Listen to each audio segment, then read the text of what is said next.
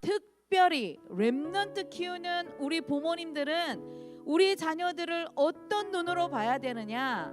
자식은 여호와의 주신 기업이고 태의 열매는 그의 상급이니라 말씀하고 계시죠. 말라기서 3장 17절 말씀 보니까 내가 정한 그 날에 그들을 나의 특별한 소유로 삼을 것이요 또 사람이 자기를 섬기는 아들을 아낌과 같이 내가 그들을 아낄 것이다. 이런 축복을 우리 부모님과 우리 자녀들에게 주셨다는 것입니다. 자, 그러면 누가 하나님의 유업을 이을 자인가? 그 첫 번째로 바로 하나님을 아빠로 부르는 신분을 가진 자녀입니다. 그래서 바울은 갈라디아서 3장 4절 5절에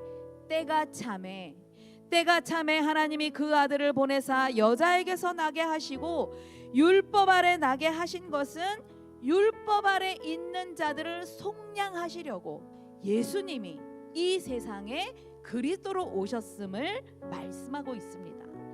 그리고 믿는 자들에게 아들의 명분을 주셨음을 밝히고 있지요. 때가 참해가 무슨 뜻입니까? 무슨 때를 말씀하는 것이지요?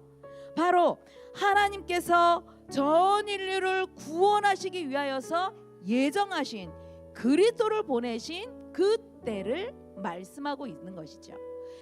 유업을 이을 자, 하나님을 아빠로 부를 수 있는 특권을 가진 자에게 주시는 하나님의 축복이 바로 7가지가 있죠. 이 축복을 우리는 귀한 자녀들에게 부지런히 가르쳐야 될 것입니다. 하나님의 자녀만이 누릴 수 있는 이 참 특권, 이것을 우리는 자녀들에게 부지런히 가르쳐야 되겠죠.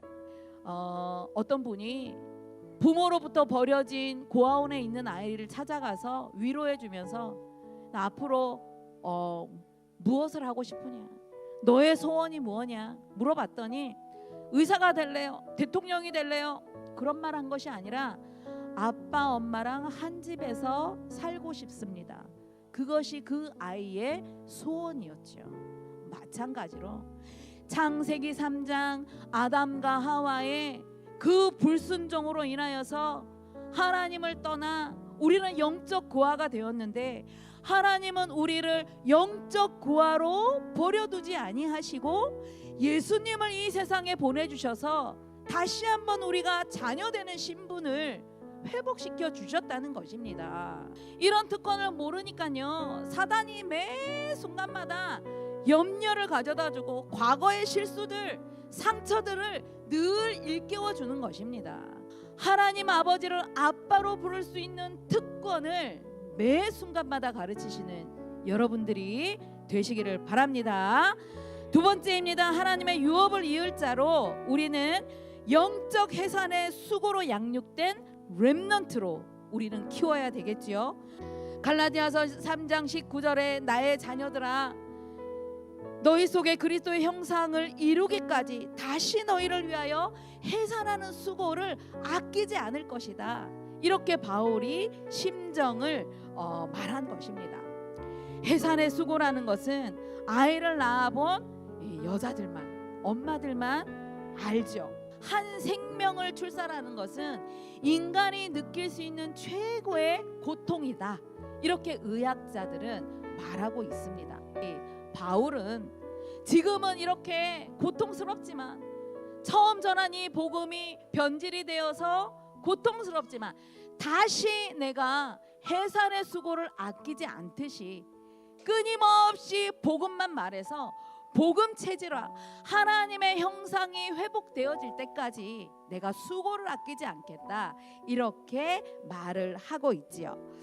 그 가치 있는 수고를 하는 부모가 성경에 있었습니다. 누구냐?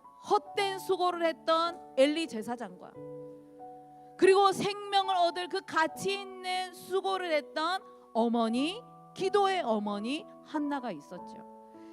자녀에게 하나님을 알리는 수고를 했어야 합니다. 잘못된 길을 갔을 때는 그 잘못을 책망하고 돌이킬 수 있는 수고가 필요한 것입니다.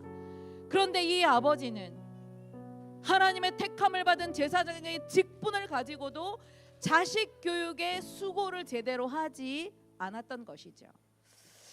자녀들과 함께하는 이 예배의 자리가 얼마나 중요한지 아십니까? 예배 성공은 인생 성공과 직결이 되기 때문에 우리는 이 예배를 함께하는 이 수고를 절대로 놓쳐서는 안 된다는 것입니다. 반면 연약한 여인이었지만 영적으로는 강한 어머니 한나, 평신도였지만 하나님의 성전을 사모하며 기도의 축복이 무언가를 알고 있었지요. 그래서 이 어머니의 수고가 어떤 수고였습니까? 하나도 헛됨이 없는 그런 수고였죠. 젖되기 전에 가정 안에서 품에 안고 하나님의 언약을 전달하는 그 수고 이후에 성전에 어릴 때에 드렸던 것이죠. 우리 같으면 저 영적으로 타락한 제사장 엘리에게 맡기고 싶었을까요? 우리는 그 사람의 행위나 그 사람의 영적인 어두운 것만 보면서 아유 절대 안 돼 그랬겠죠. 그런데 한나는 믿음으로 하나님의 약속한 것, 하나님이 생명의 절대 주권자임을 믿었기 때문에 믿음으로 성전에 드리는 수고를 아끼지 않았습니다. 그래서 그 결과 이런 그 영적 수고가 가장 가치 있는 영적 수고가 사무엘을 통해서 하나님의 이스라엘 나라를 전체를 다 회복시키고 그 지도자 한 사람으로 미스바로 모여라. 우리가 오직 하나님만 섬기자. 하나님께만 예배하자. 번제를 드릴 때에 하나님은 블레셋 군대를 막아주시는 그런 응답을 받아 누리게 됐죠. 그래서 우리 부모님들 품 안의 자녀들을 볼 때에 하나님 나라의 유업을 이을 자라는 것 잊지 마시기를 바랍니다. 미숙한 것이 너무나 많아서 많은 것을 가르쳐야 되겠지만 가장 무엇을 먼저 가르쳐야 되느냐? 잠언 1장 7절의 말씀 보면 여호와를 경외하는 것이 지식의 근본이다. 근본을 먼저 가르쳐야 되는 것입니다. 이 근본을 가르치지 않으면 반드시 하나님이 주시는 이 지혜는 생명의 길로 의의 길로 인도하지만 이 아이들이 근본을 모르면 미련한 자가 되어서 미련한 자는 하나님을 모르고 자꾸만 죄악의 길로 가는 그런 아이로 자라게 된다는 것입니다. 결론의 말씀입니다. 바울이 갈라디아서 3장 12절 형제들아 내가 너희와 같이 되었은즉 너희도 나와 같이 되기를 원한다. 어릴 때가 기회입니다. 이 아이들이 두려움에 묶이지 않도록 율법에 묶이지 않도록 이 아이들이 그리스도 안에서 참된 이 축복의 무언가를 우리는 반드시 가르치는 영적인 올바른 신앙 교육이 필요한 시기가 바로 이 시간표입니다. 미국의 교육학자 폴 디 마이어는 0세에서부터 6세까지 인격의 골격이 형성된다. 그래서 이 아이들의 인격 속에 하나님을 예배하는 인격으로 우리는 먼저 가르쳐야 되는 것입니다. 어떤 상황 속에 있을지라도 하나님을 예배하는 것은 놓치지 않도록. 그래서 세상 문화를 따라가는 것이 아니라 세상 문화는 누가 따라가느냐? 나에 대한 영적인 정체성이 혼미한 사람이 세상 말에 다 흔들리는 것입니다. 세상 교육이 말하는 대로 부모들이 그렇게 가르치게 되는 것입니다. 우리의 자녀들에게 올바른 영적 정체성, 하나님 나라의 유업을 이을 자라는 것 우리는요 눈 뜨면 가르치고 눈 감을 때까지 잠잘 때까지요 분명하게 반복해서 심어야 되는 것입니다.